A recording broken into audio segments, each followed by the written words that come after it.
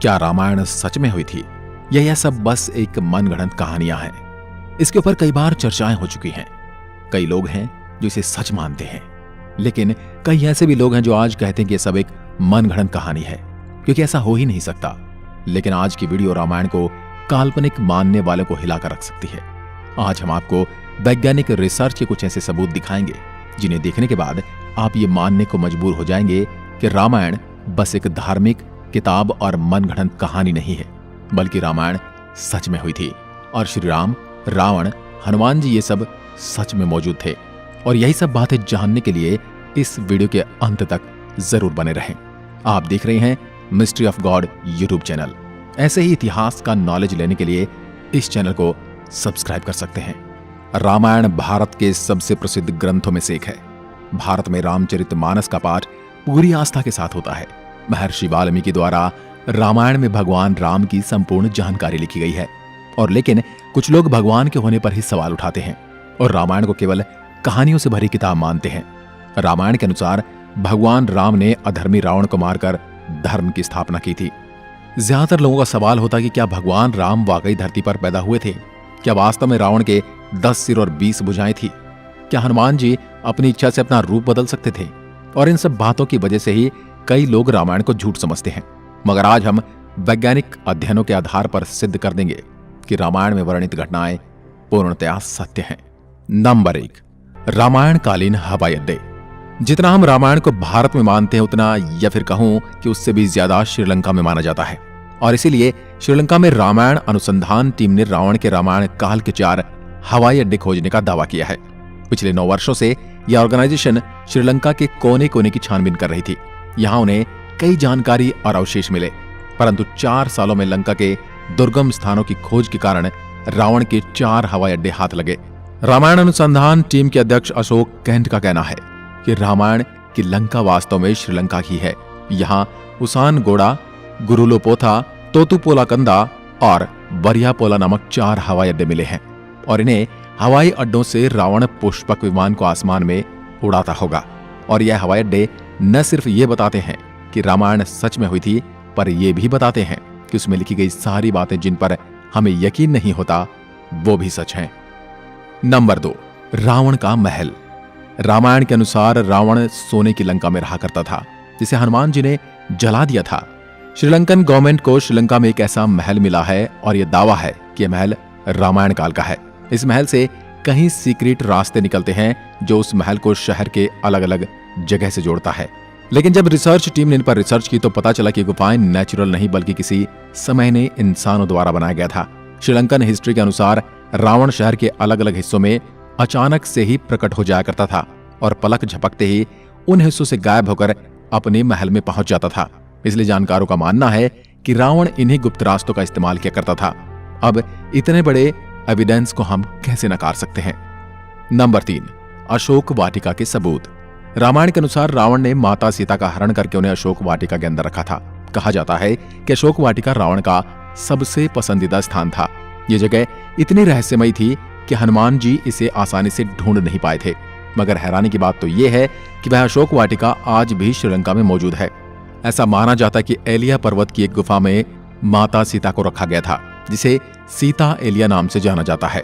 यहाँ सीता माता का एक मंदिर भी है जिसे विरांग टोक कहते हैं और वहियांगना से 10 किलोमीटर की दूरी पर है। यहीं पर सीता जी का अपहरण कर पुष्पक विमान को उतारा गया था। मगर यहाँ पर जिस बात ने सबसे ज्यादा चौंकाया वो यहाँ मौजूद पेड़ हैं। रामायण ग्रंथ में इस बात का जिक्र मिलता है कि अशोक वाटिका में अशोक के वृक्ष बहुत ज्यादा थे, इसलिए इसका नाम अशोक वाटिका रखा गया था। अब जैसा रामायण में इस वाटिका के बारे में कहा गया था, वैसा आज यह गार्डन है, जो कि इसे हम रामायण कालीन एक सबूत मान सकते हैं। नंबर 4, द्रोणगिरी पर्वत। दोस्तों, रामायण में लिखा हुआ है कि युद्ध में जब मेघनाद द्वारा लक्ष्मण जी मूर्छित हो गए थे, उनकी जान बचाने के लिए संजीवनी बूटी की जरूरत पड़ी, जिसके लिए जड़ी बूटी लाने का यह जिम्मा हनुमान जी को दिया गया था। तब हनुमान जी संजीवनी बूटी लाने के लिए द्रोणगिरी पर्वत पर गए थे।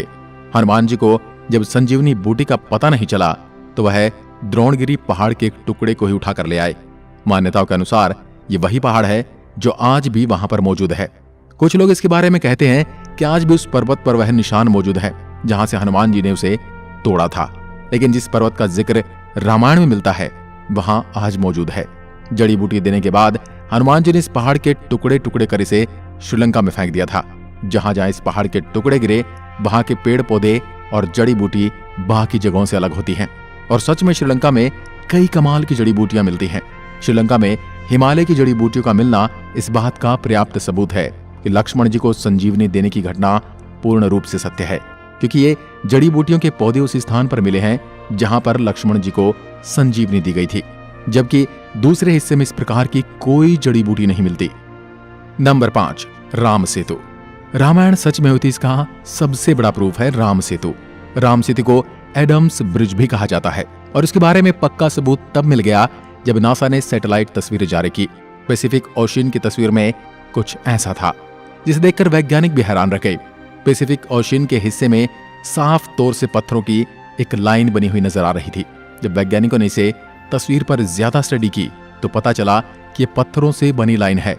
भारत के धनुषकोडी से श्रीलंका के मन्नार द्वीप तक बनी हुई है, जो लंबाई में करीब 30 किलोमीटर तक हो सकती है।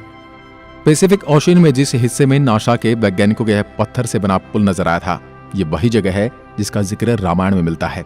और अमेरिका के एक आर्कियोलॉजिकल रिसर्च टीम ने भी अपने रिसर्च में इस बात का दावा किया था कि तमिलनाडु और श्रीलंका के बीच मौजूद राम सेतु वो असल में एक मैन मेड ब्रिज है जो कई हजार साल पहले इंसानों ने बनाया था।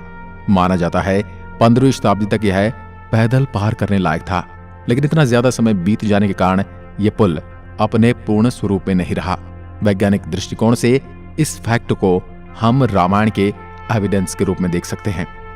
नंबर 6, सुग्रीव की गुफा। बाली के डर से सुग्रीव जिस गुफा में रुके थे वह गुफा आज भी मौजूद है। रामायण के अनुसार बाली ने दुंदुबी नामक राक्षस को मारकर उसका शरीर कुछ दूर फेंक दिया था। हवा में उड़ते हुए दुंदुबी के खून की कुछ बूंदें मातंग ऋषि के आश्रम के ऊपर गिर गई। ऋषि ने अपने तप के बल से जान लिया कि किसकी हरकत है। फिर क्रोधित ऋषि ने बाली को श्राप दिया था कि कभी भी ऋषि के पर्वत के क्षेत्र में आएगा तो उसकी मृत्यु हो जाएगी। सुग्रीव को राज्य से निकाले जाने पर वह इसी जगह पर आए थे, क्योंकि वह जानते थे कि बाली यहां नहीं आ सकता। यहीं पर उनकी मुलाकात राम जी से भी हुई थी और बाद में राम जी ने बाली का वध किया था और सुग्रीव को किष्किंधा का राज्य सौंप दिया था। और ये सारी गुफाएं आज भी मौजूद हैं।